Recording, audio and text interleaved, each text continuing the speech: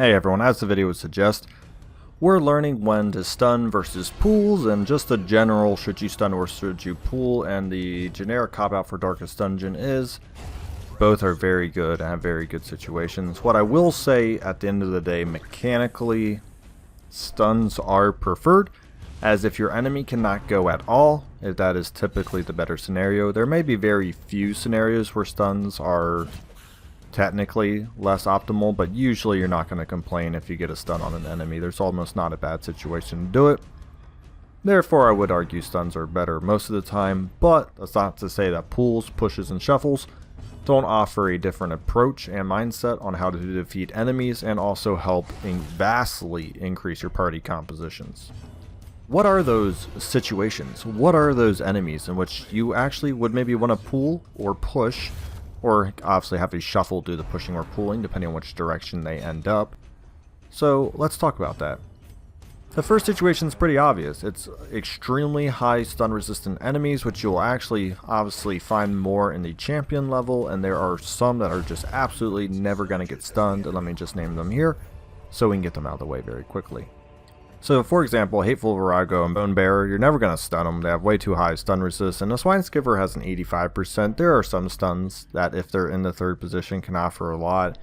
Flashbang on the Bounty Hunter with a 20% increase is 170%. That would give you a reliable 85% to stuns at SQuiDZ. Therefore, there's still some pretty good third row positionings. Obviously it's in the third row, you get into some other stuns. Hands from the Abyss is a very good stun as well. But generically, let's talk about fourth position stuns with the SQuiDZ in that kind of situation where I can't stun them, so how do I stop them from going, or how do I get them further up? That can obviously be done by pushing enemies to the back row, or obviously attacking them directly with pools.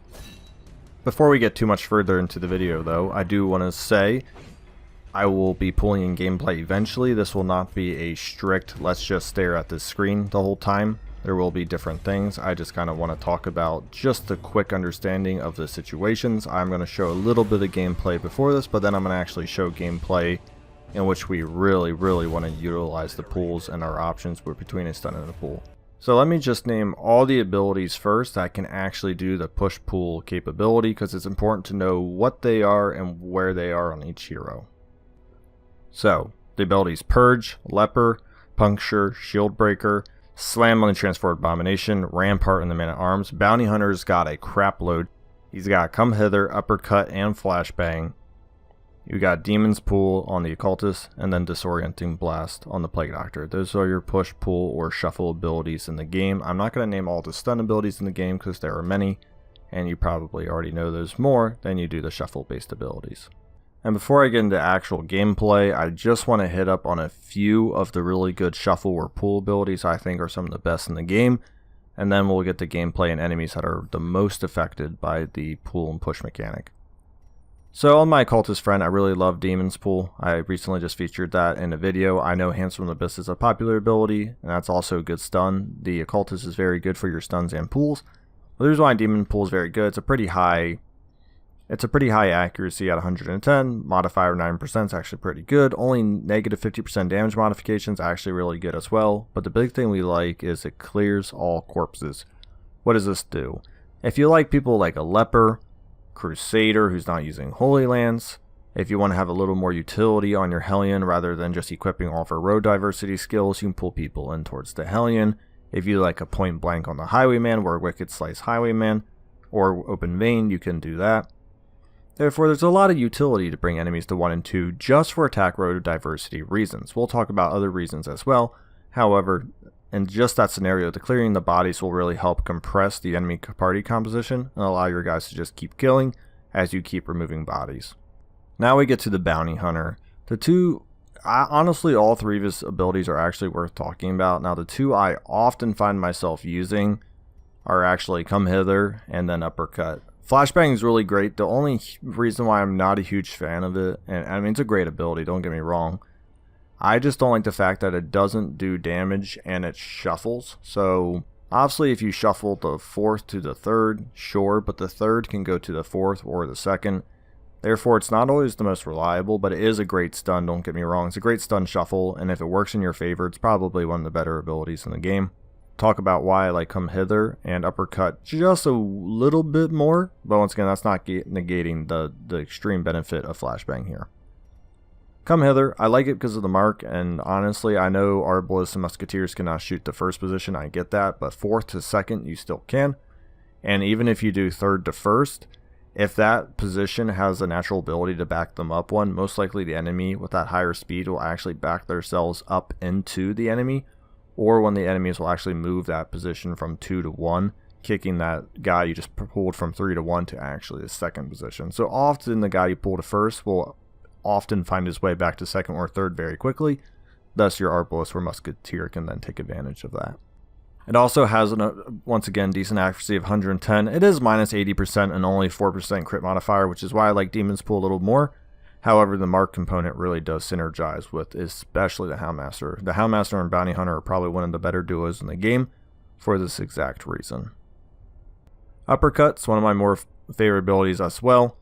It hits 1st and 2nd positions. The great thing about this is it does damage, a stun, and a knockback. So what you can do is you can punch the 2nd position, send them to the 4th, where almost universally, and I'll list the enemies here soon, have to use a way terrible accuracy and damage, and then obviously you also get to stun them that turn.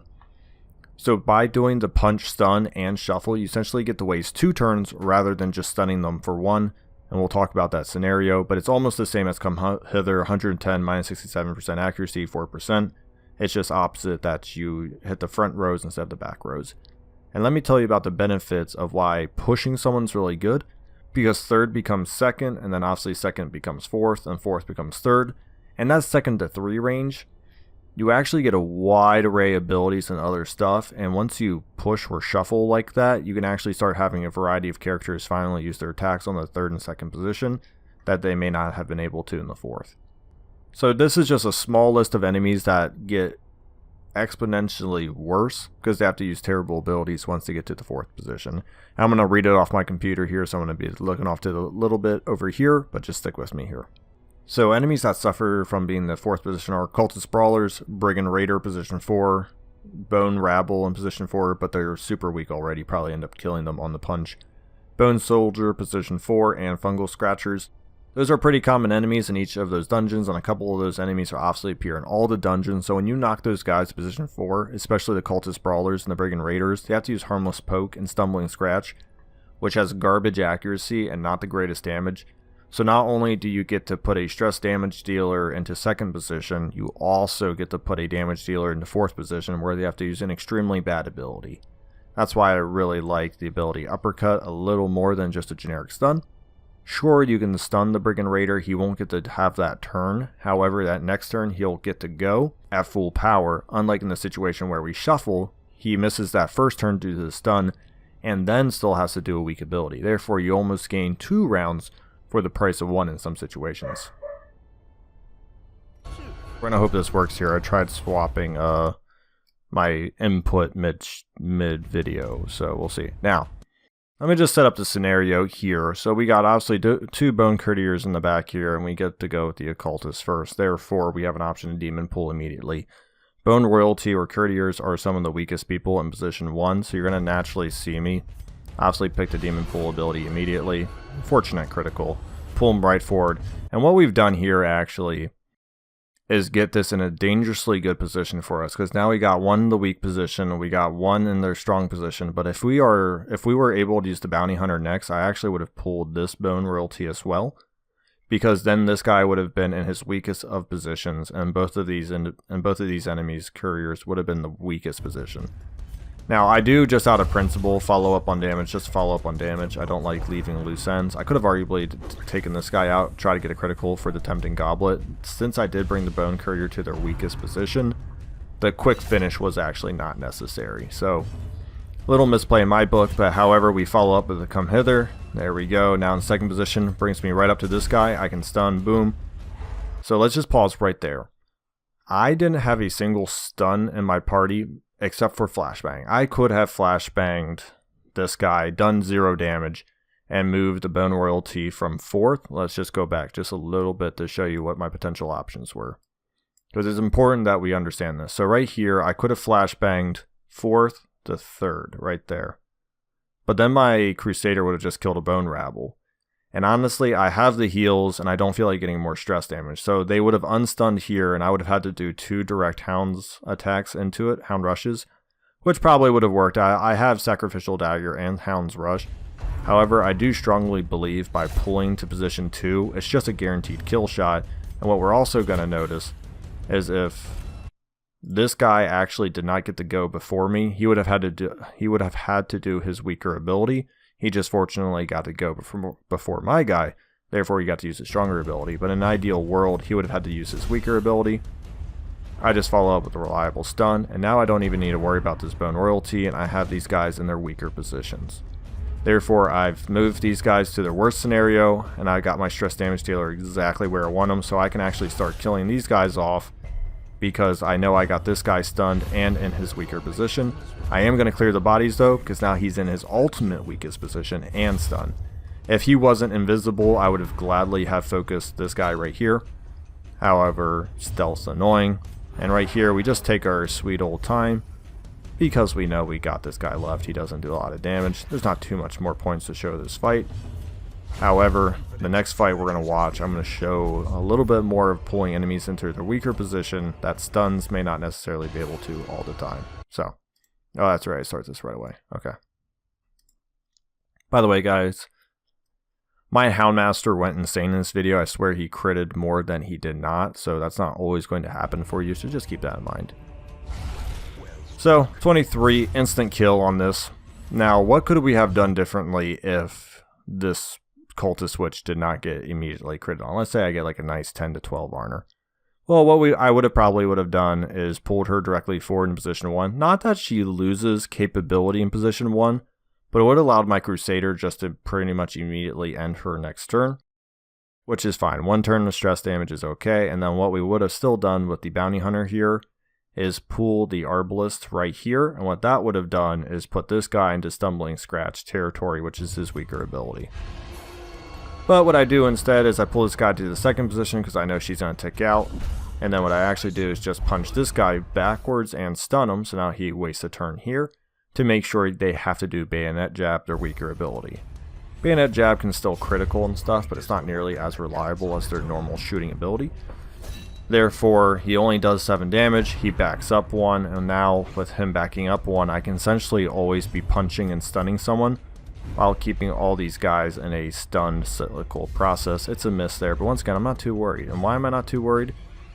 Because I know I have the capability to just keep punching and pulling, punching and pulling. I mark him for the Houndmaster because if the Bounty Hunter got to go first, what we would have done is punch this guy to the 3rd position, put the Arbalist in the 1st position, kill him. And I still do that option anyways, because once again, it's just uppercut's a good punch in general.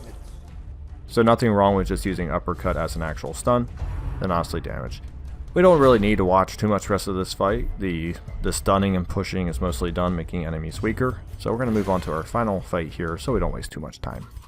And then our final fight is actually one of the best examples why I like pools. So in this scenario, let's say I still had Flashbang. If we look right at the bottom screen here, 240% stun resist. Therefore, the current party I would have brought would be kind of screwed, minus the fact if I would flashbang the Bone Arbalist here, move this to 3rd position, and then I guess I could technically have finish him. Maybe if I set up for a Holy Lance and Hound's Rush and a Mark, I could still get to the Bone Bear pretty easily. But you're about to watch why I really enjoy pools. Not saying that they're superior to stuns, once again, it's not the point of the video, it's just kind of open up our mind. And the reason why you don't see me actually pull right away with the Occultist is now I know I have things extremely well on the Bounty Hunter, and I get fortunate that my Bounty Hunter also outspeeds my Houndmaster because the Bounty Hunter had a significantly, well not significantly, but a decently worse speed than my Houndmaster. But watch the effect of that now that the Bounty Hunter got to go first. So pull to position 2, this guy's still marked in the 4th, we'll deal with that on a later date. So now I get to pick my Houndmaster, we are going to Dogbone, as it's one of our last few fights, not a crit, but a nice 28. And then we finally follow up, and we get rid of that Bone Bearer immediately in 1 turn. And what does that do? They lose all of their damage increases. Now we do leave this guy in his preferred damage position, but you'll see what we do with him in the next position here. And this guy's never going to really be able to, like, now, I know I say his preferred damage position, he does 6. Those guys can definitely hurt. They're actually rolling pretty low. But now that's my turn. I had to mark on him. Once again, not a critical, which is good to show, because getting constant criticals kind of, like, ruins the idea of how to play well, because if you just kill everyone in one shot, not really an issue. So I did just decide just to kill him right here, because, you know, it was either I pull this guy forward, giving him his best shot, where I just kill him. But once again, the pull, the mark, if he would have gotten to gone, it would have only been a bayonet jab, which is not that bad at all. So I would have forced a bayonet jab if I didn't kill or force him to the stun and all that stuff, which once again he would have gone to the 3rd position. I could have either killed him with a Houndmaster next turn, or I could have pulled him forward to position 1, forced him the bayonet jab again, and then we would wash, rinse, repeat on the Bone Sergeants and the other guys. So I hope a few of these examples show why pulls can be greatly beneficial. This is only one dungeon, but there are a couple of dungeons like this. For example, in the Cove, if you get the Pelagic Shamans in position 1, they have Ceremonial Cut, which is very much like Knife in the Dark for the Bone Courtiers. There's a nice 28 heal. Well, I like the Cultists. I just decided to show the ruins because A, it's not where the things of from the stars was roaming that week, and B, the Bone Courtiers and the Arbalists are a really good example, and Bone Bearers are actually all good examples of why pulls do work. But in the Warrens, the Swine Skivers are big ones, as I said. In the Cove, it is the Pelagic Shamans, and then in the Weald, the Fungal Scratchers, actually knocking them backward is impeccably good. So those are a few people. Give it a try it out. But I do believe pulling is valuable, and if you haven't tried a lot of pulling, I wouldn't focus your whole strategy around it, like have no damage based abilities, but I would definitely recommend at least keeping a pool or 2 open if you're not going to have a really great row diversity party. Because my last 2 cents about this is, people are always like, oh, just get row diversity. So they pick the Grave Robber, they pick the Hellion, they pick the Highwayman, they pick Holy Lance on the Crusader, and they have like a Vestal. Yes, I mean, you can trash the whole game with those 5 to 6 characters, but I find that a little boring, so I like to spice things up a little bit with pooling, and you really do get to see the weaker side to some enemies when you do that. Thank you so much for watching. I hope you had fun and enjoyed the video, and let me know whether you think pooling is completely useless or if you actually prefer it over stuns. As in most things in Darkest Dungeon, I'm going to ride the fence. They synergize well together. There's going to be times where stunning is way better than pooling. There's going to be times where, you know what, I'm so glad I brought that pool along because it saved my bacon.